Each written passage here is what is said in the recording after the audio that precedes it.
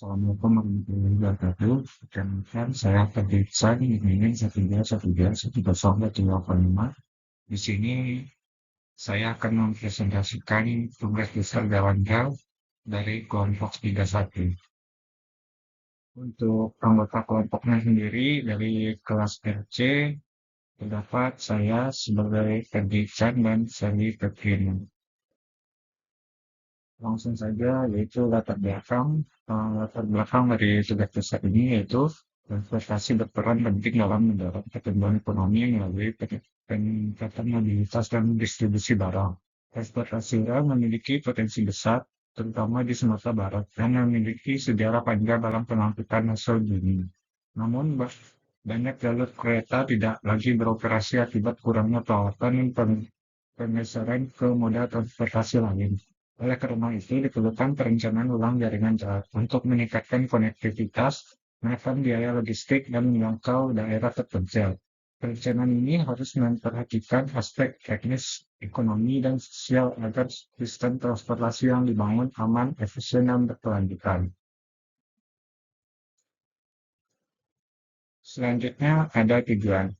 Adapun tujuan dari tugas besar ini, yang pertama, merancang sarana perkeretaapian jalan rel, yang kedua, merancang geometrik jalan, yang ketiga, untuk merancang komponen struktur jalan rel, selanjutnya untuk merancang inflasian jalan rel, dan yang terakhir adalah untuk mendapatkan anggaran biaya dalam perencanaan jalan rel.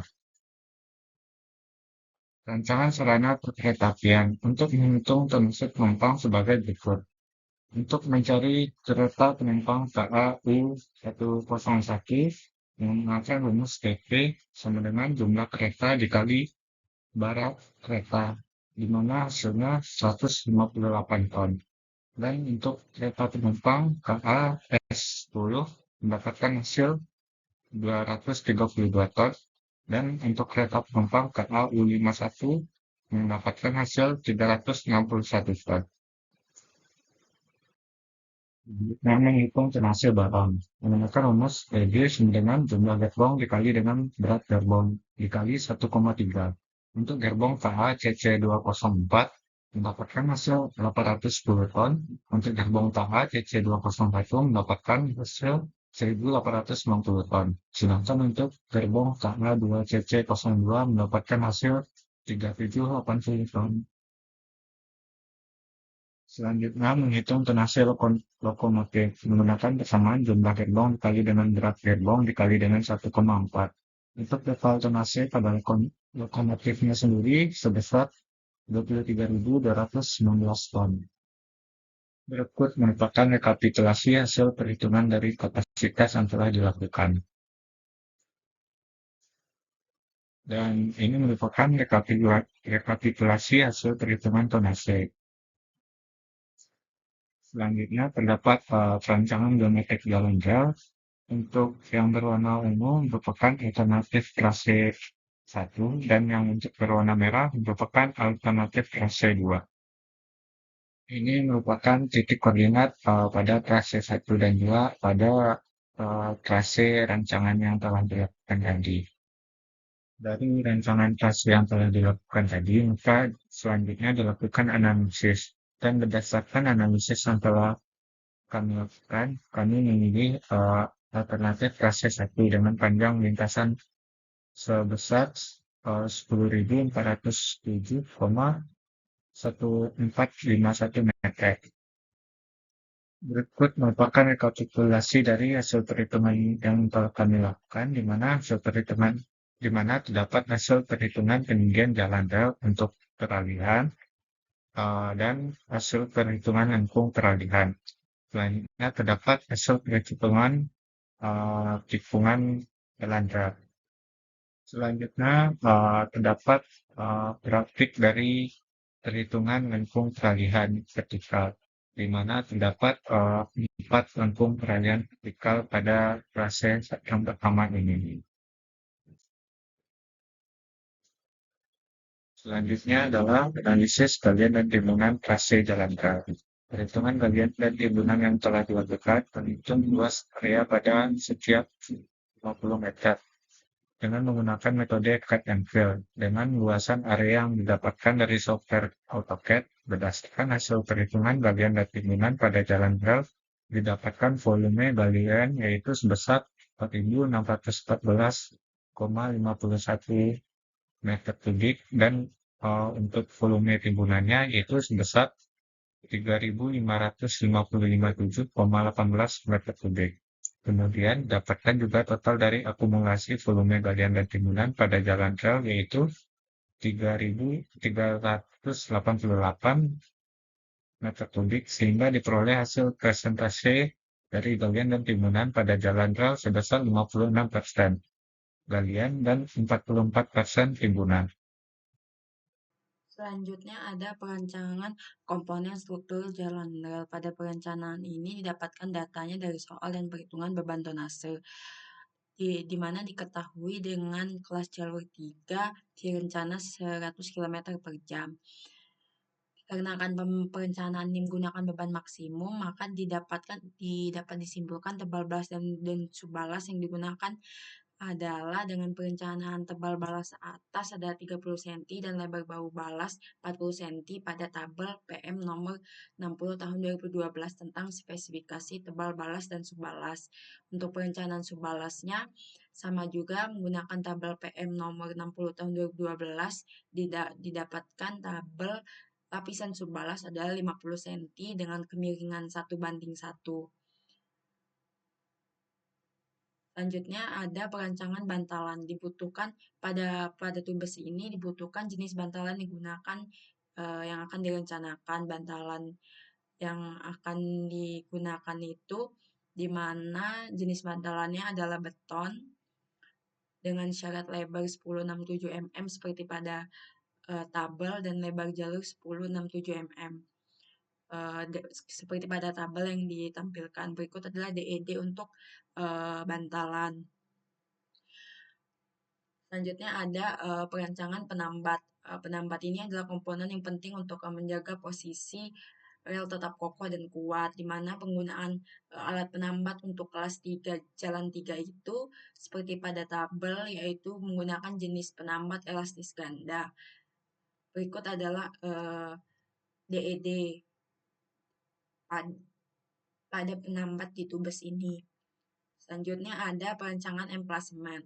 Emplasemen ini adalah bagian dari stasiun yang gunanya untuk memberikan kesempatan kepada penumpang dalam membeli karcis, menunggu datang kereta api sampai naik kereta api melalui peron, di mana dengan kriteria maksimal satu lokomotif tipe CC206 didapat panjang efektif untuk siding track sepanjang 370,57 meter. Adapun ada detail DED emplasementnya. Selanjutnya ada perencanaan wesel dengan kecepatan engine 45 km per jam digunakan wesel W12 dengan perbandingan 1:12. Berikut adalah DED untuk detail weselnya. Selanjutnya ada perhitungan untuk data perancangan wesel dengan sudut simpang, jarak lebarnya, panjang jarumnya, didapat pengecekan bahwa memenuhi. Lalu ada perancangan peron stasiun, di mana pada Peraturan Menteri Perhubungan Nomor 29 Tahun 2011, peron adalah bangunan yang terletak di samping jalur kereta api berfungsi sebagai naik turunnya penumpang. Panjangnya disesuaikan dengan rangkaian terpanjang yang beroperasi. Lebar peron minimal menggunakan formula di atas tidak boleh kurang dari ketentuan lebar peron berdasarkan pada tabel Peraturan Menteri Nomor 29 Tahun 2011. Adapun spesifikasi untuk perhitungannya didapatkan lebar peronnya adalah 0,535 meter. Dikarenakan lebar kurang dari 1,65 maka penggunaan jenis peron tinggi. Tinggi peron yang digunakan adalah 1000 mm atau 1 meter diukur dari kepala rel. Seperti pada tabel berikut adalah DED-nya. Selanjutnya ada perhitungan rencana anggaran biaya. Perhitungan rencana anggaran biaya ini menggunakan basic price dari lokasi tugas besar kami, yaitu meliputi ada menghitung volume pekerjaan, AHSP, dan rekapitulasinya. Untuk volume pekerjaannya itu, adapun rekapitulasi volume pekerjaannya seperti pada tabel. Selanjutnya ada analisis harga satuannya dengan menggunakan AHSP,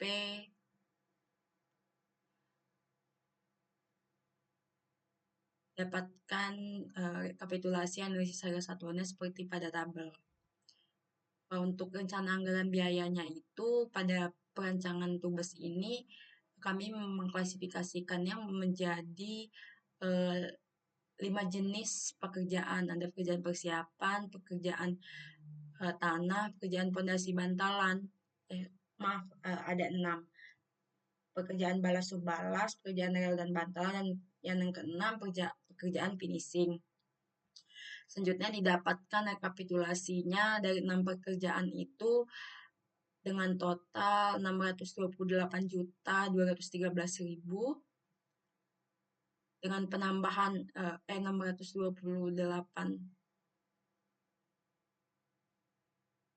miliar 213 juta dengan penambahan PPN 12% dengan jumlah dan dengan pembulatan 703,599 miliar rupiah. Adapun kesimpulannya berdasarkan analisis pada tugas perencanaan jalan rel ini, tonase yang didapatkan adalah 91,94724 ton per tahun. Jalan rel pada perhitungan tonase masuk ke dalam kelas jalan 3 dengan kecepatan maksimal 100 km per jam dengan Pmax gandaria 18 ton, dan tipe rel yang kami gunakan adalah R42. Jenis tikungannya adalah spiral circle spiral SCS. Jenis penambatnya itu adalah penambat elastis ganda. Jenis vesselnya adalah vessel tipe 1:12 dengan kecepatan izin pada plasma sebesar 45 km per jam sesuai dengan PM nomor 60 tahun 2012. Terus itu pada perencanaan ini perhitungan volume digunakan untuk menentukan biaya yang diperlukan dalam perencanaannya.